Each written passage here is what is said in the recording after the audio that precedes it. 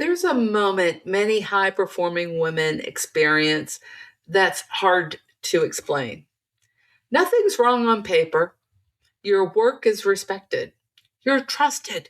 You're involved. And yet, something feels tighter instead of freer. Not overwhelmed exactly, more contained. Today, I want to name a pattern that shows up quietly in high achieving women's careers, especially in finance and technology. A moment when competence stops being protective and starts becoming a constraint. This isn't about burnout. It's not about confidence. It's not about needing better boundaries.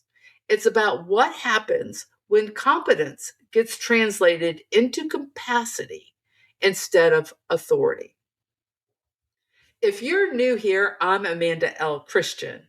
After 33 years leading global teams in finance and technology, I now work with high achieving women who are successful on paper, but quietly misaligned inside.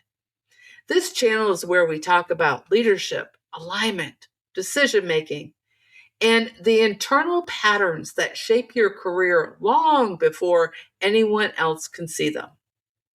Not in a motivational way, in a structural way. We tend to talk about competence as if it's neutral, as if excellent work is a clean input that produces predictable outcomes, trust, opportunity, advancement. But competence is never neutral, it's interpreted. In many male dominated environments, competence in women quietly gets translated into bandwidth, not potential, not leadership runway, but the ability to absorb complexity, to stabilize, to carry what others don't want to hold. You hear this when women describe themselves as the go to person, the one people call when things get messy, the person who can make something workable even when it arrives half formed. At first, this feels like value, but listen closely, and there's often a pause after the description, a hesitation, because competence in this form doesn't always create movement. Sometimes it creates containment. There's usually a moment when this shift begins, though it rarely announces itself. A project that was supposed to be temporary but never leaves your desk. A responsibility that migrates towards you without discussion. A meeting you attend just to listen that slowly becomes the one you're expected to run. Nothing formal changes. No title, no authority clarification. You simply find yourself holding more connective tissue, the glue, the translator, the emotional buffer that keeps things from fraying. Most women don't resist this at first. They assume this is leadership. They assume this is what trust looks like. It's only later, when energy thins or momentum stalls, that a quieter question surfaces. How did I become so central and so constrained at the same time? I've seen and experienced this pattern repeatedly over decades working inside complex systems and later listening to women describe their careers without realizing they were naming the same dynamic. Different industries, different companies, same structure.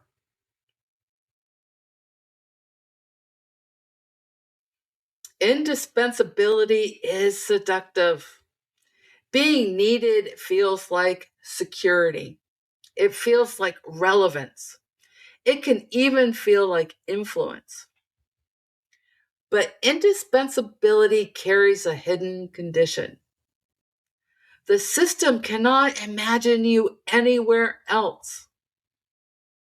When you're indispensable, you are often too valuable to move, too reliable to disrupt, too effective for the organization to risk rearranging the structure.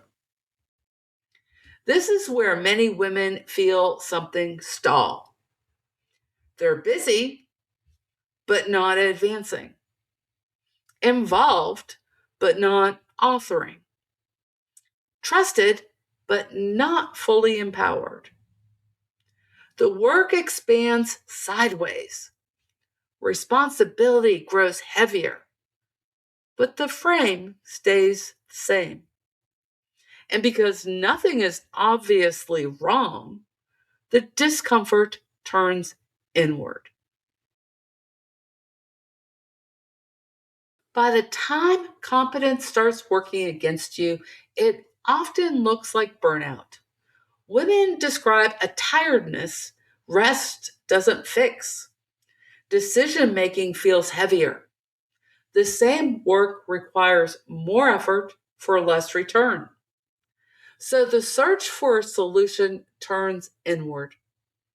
Maybe I need better boundaries, more resilience, a mindset reset.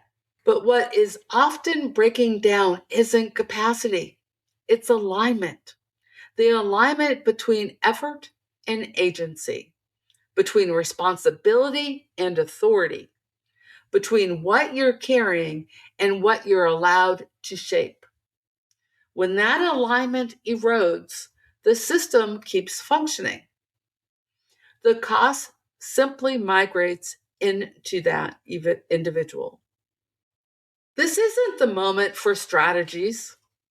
There is no communication technique that resolves a structural mismatch, no productivity system that restores authority, no internal reframing that substitutes for authorship. The most meaningful shift begins with recognition. Recognizing that competence is not always rewarded the way we were taught. That effort can be praised and misused at the same time. That when leadership starts to feel heavier, the issue is often not personal capacity, but systemic design. If you're here, you're not behind. You're standing at a threshold. So I'll leave you with this question. Where are you already leading differently, but still waiting for permission to trust it? If this conversation resonated, go ahead and hit the thumbs up button. It helps this message reach more professionals who are quietly navigating the same pattern. And if you want more conversations like this, grounded, honest explorations of leadership, alignment, identity, and the inner game of your career, subscribe so you don't miss what comes next. We're not rushing this. We're naming what matters.